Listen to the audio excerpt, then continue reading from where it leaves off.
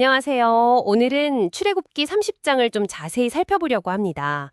여기 보면 성막에서 쓰는 여러 기구들, 또 규례들, 이런 지침들이 아주 구체적으로 나와 있거든요.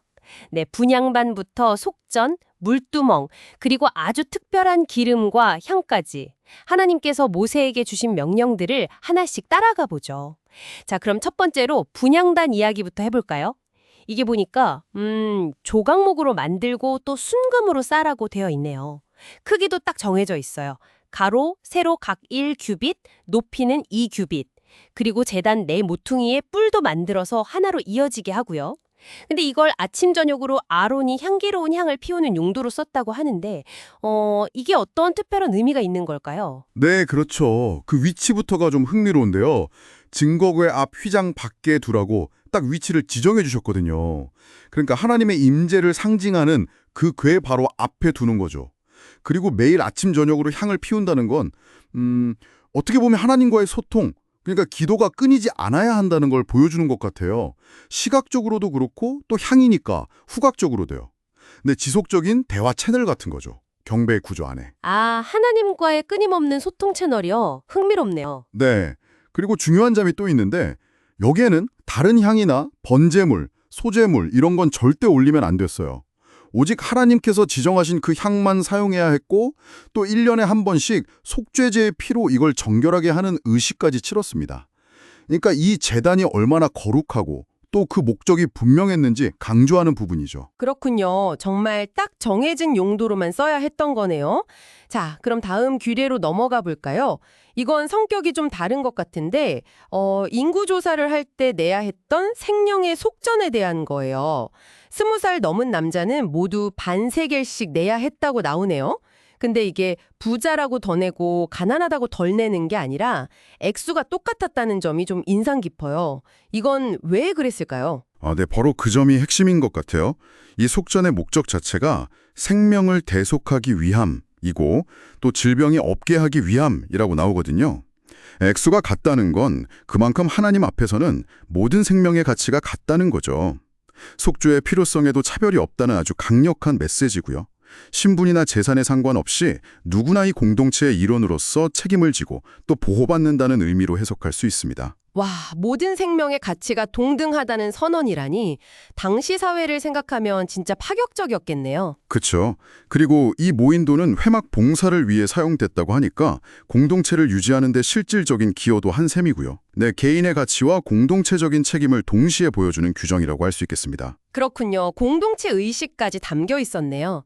자, 그럼 이제 성막 안으로 좀 더 들어가서 이번엔 놋 물두멍을 볼까요? 제사장들이 성소에 들어가거나 제단에서 봉사하기 전에 여기서 손발을 씻었다고 하는데요. 이건 어떤 의미를 강조하는 걸까요? 이건 바로 정결함의 중요성을 보여주는 겁니다. 아주 절대적인 중요성이죠. 거룩하신 하나님께 나아가서 섬기는 사람들은 반드시 스스로를 깨끗하게 해야 한다는 거예요. 단순히 위생상의 문제가 아니라 하나님 앞에 설 준비, 그러니까 의식적이고 영적인 정결함을 상징하는 거죠. 아, 영적인 정결함이요? 네, 그래서 씻지 않고 다가라면 죽음을 면치 못할 것이라는 경고까지 있잖아요. 이게 그냥 권고사항이 아니라 정말 엄중한 요구였다는 걸 보여주는 거죠. 헉? 씻지 않으면 죽을 수도 있었다니? 정말 엄격했군요. 네, 대대로 지켜야 할 영원한 규례라고까지 명시되어 있으니까요. 그만큼 중요하게 여기신 거죠. 네. 자, 마지막으로 아주 특별한 기름과 향에 대한 지침이 나옵니다. 이게 재료부터가 예사롭지 않아요. 모략, 육개, 창포, 계피 이런 귀한 향품에 감람기름을 섞어서 거룩한 관유를 만들고 또 소합향, 나감향, 풍자향, 유향 같은 걸로 거룩한 향을 만들라고 하시는데 제조법이 정말 상세합니다. 왜 이렇게까지 구체적으로 지시하셨을까요? 네, 이 관유와 향은 그 용도가 아주 명확했습니다. 성막과 그 안의 모든 기구들, 그리고 아론과 그의 아들들, 즉 제사장들에게 발라서 거룩하게 구별하는 데 사용되었죠. 이 기름이 닿는 모든 것이 지극히 거룩해진다고까지 말씀하셨어요. 향 역시 마찬가지로 지극히 거룩한 것으로 여겨져서 증거기 앞에 두도록 했고요.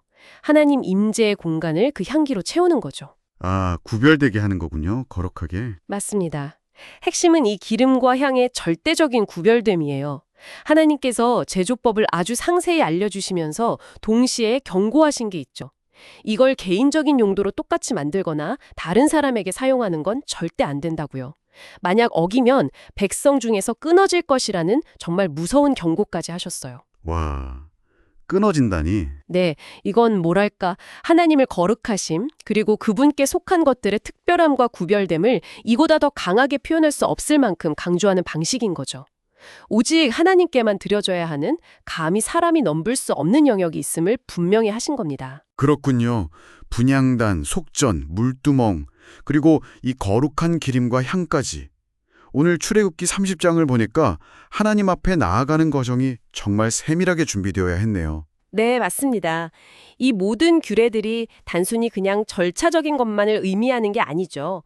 하나님을 만나는 일에 요구되는 어떤 정결함, 또 구별됨, 그리고 경외심 같은 것들이 무엇인지를 우리에게 보여주고 있습니다. 이렇게 세심하게 규정된 준비 과정들을 보면서 여러분은 거룩함 앞에 선다는 것이 어떤 의미로 다가오시는지 한번 생각해 보시면 어떨까 싶습니다. 네, 오늘 함께 나눈 이 이야기들을 마음에 품고 잠시 생각해보는 시간을 가져보는 것도 참 좋겠습니다.